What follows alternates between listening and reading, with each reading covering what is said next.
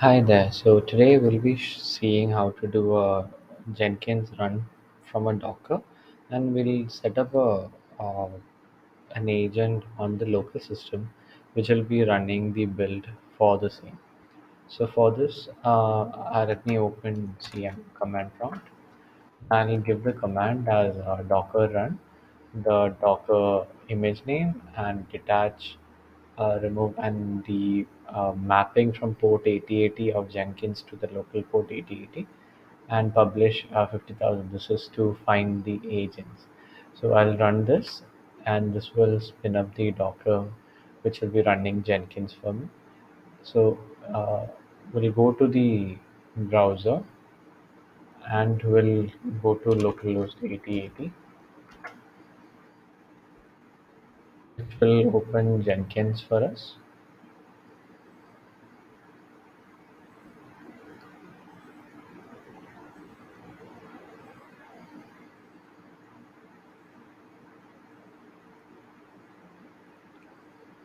So as you can see, this is Jenkins running on the Docker, which we are using in the local environment with the port 8080. I can go to the manage Jenkins option and see the agent status. So in the manage nodes and clouds, we have the agent details.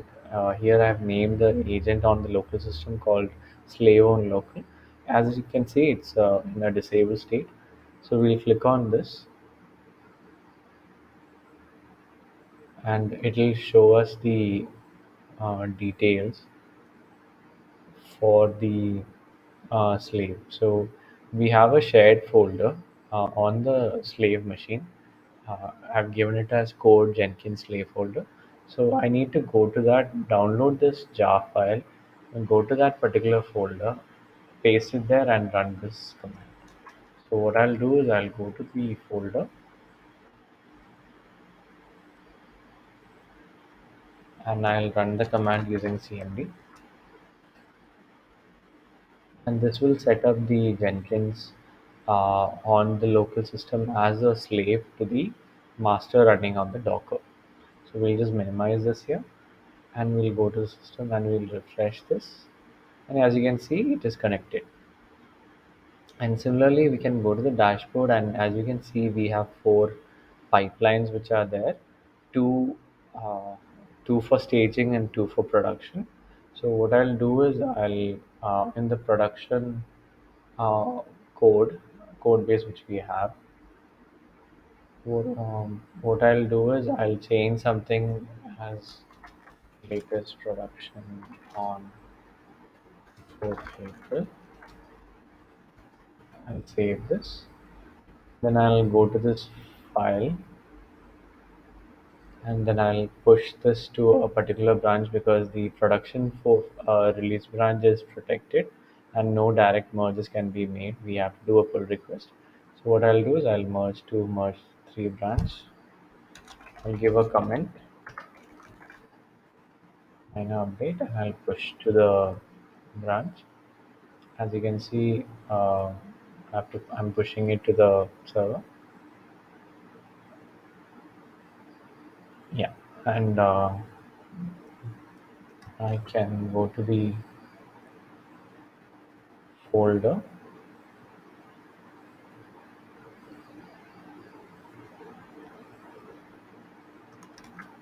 go to the particular Git, and I can create a pull request. I'll try to merge it to the release branch, and I'll create a pull request. And because there is automatically merged.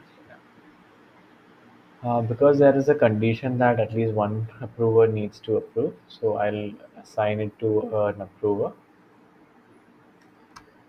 I'll log into from another system as that particular approver and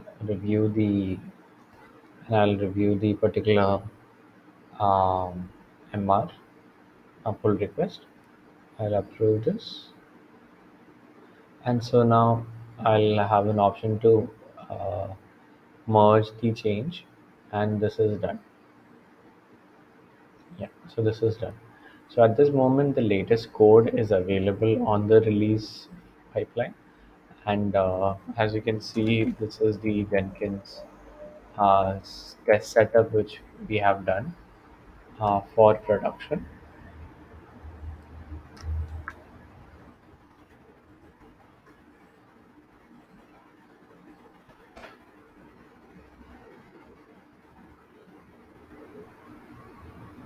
Jenkins production dot.